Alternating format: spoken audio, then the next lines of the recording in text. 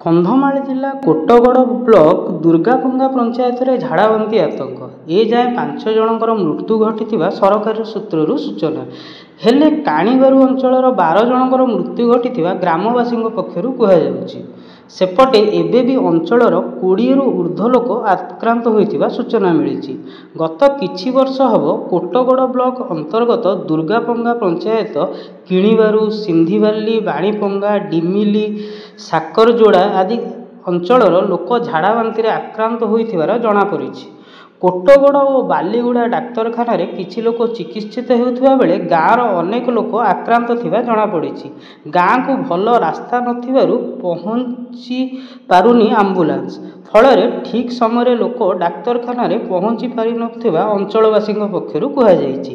ସେପଟେ ଘଟଣା ସମ୍ପର୍କରେ ଖବର ପାଇ ସ୍ୱାସ୍ଥ୍ୟ ବିଭାଗର 5 ଜଣିଆ ଟିମ୍ ଗାଁରେ ପହଞ୍ଚି ସ୍ଥିତି ଅନୁଧ୍ୟାନ କରିବା ସହ ରୋଗୀଙ୍କୁ ଚିକିତ୍ସା କରୁଥିବା କୋଟଗଡ଼ ଚିକିତ୍ସା ଅଧିକାରୀ ସୂଚନା ଦେଇଛନ୍ତି।